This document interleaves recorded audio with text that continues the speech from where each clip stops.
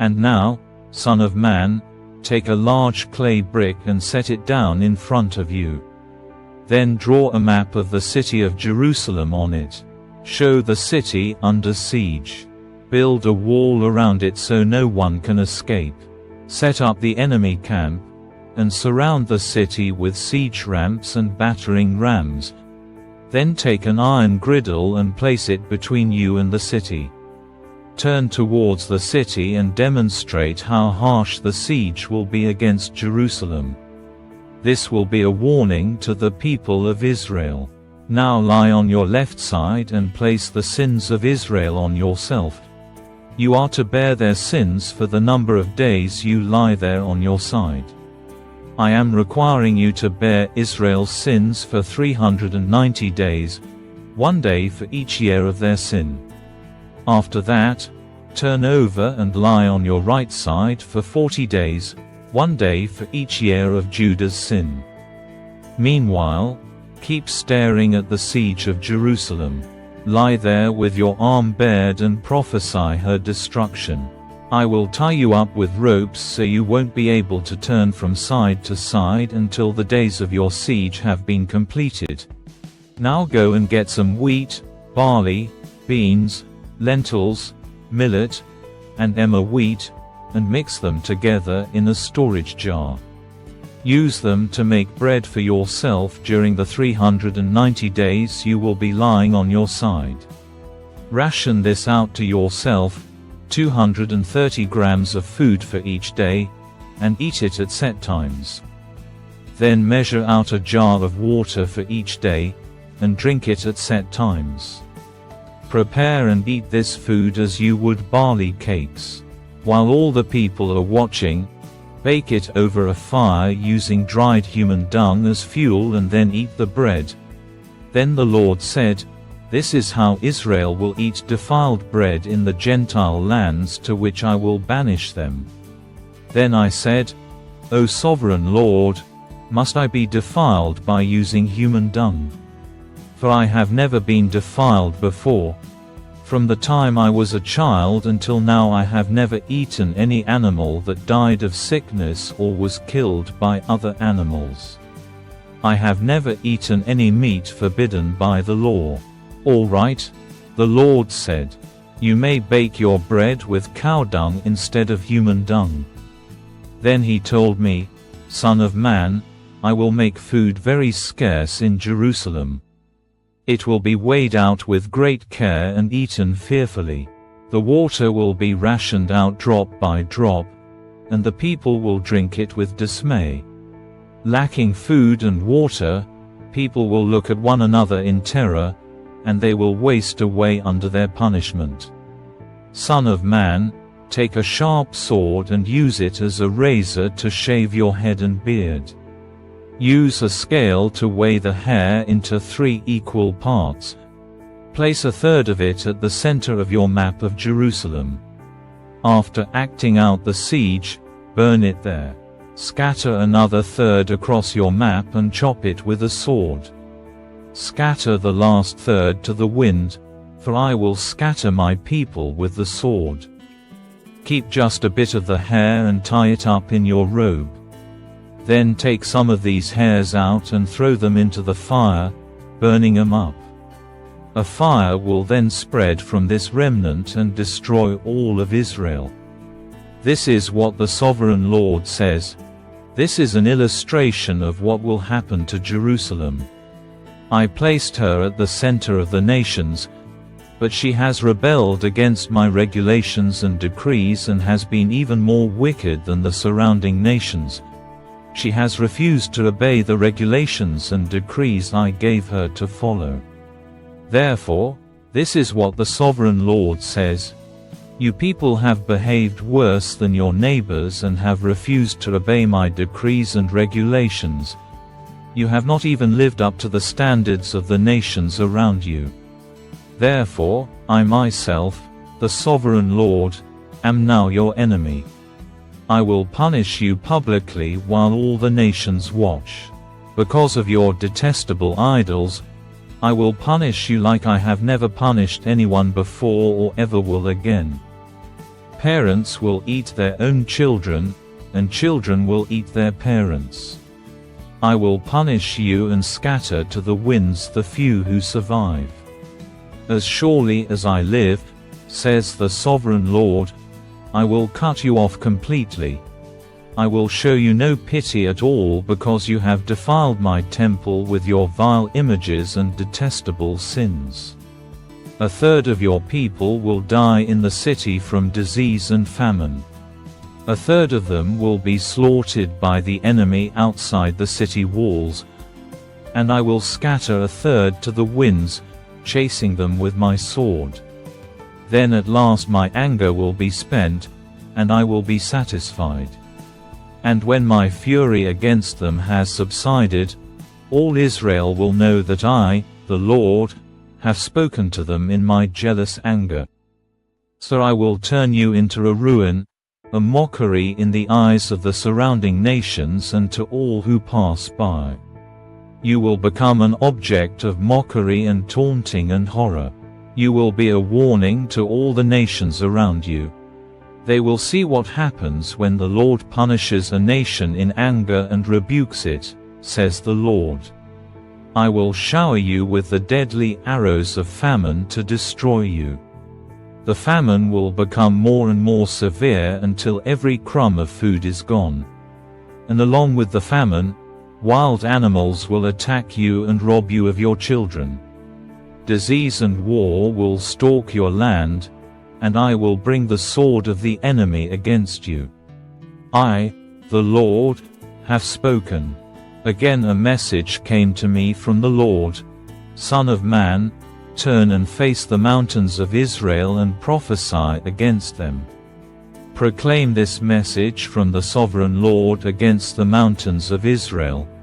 This is what the Sovereign Lord says to the mountains and hills and to the ravines and valleys: I am about to bring war upon you, and I will smash your pagan shrines.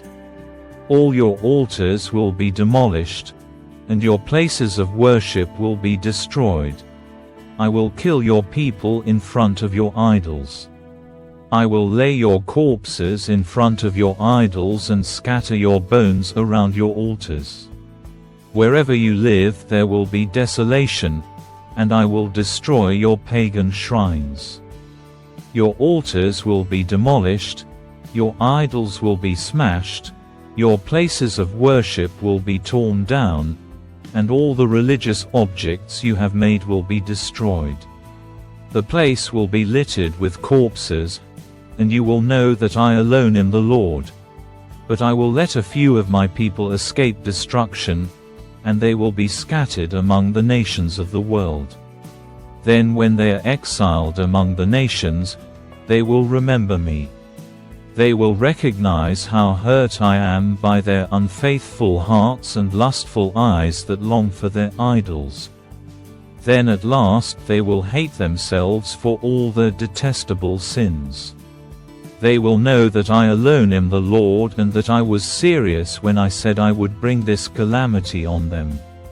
This is what the Sovereign Lord says: clap your hands in horror, and stamp your feet.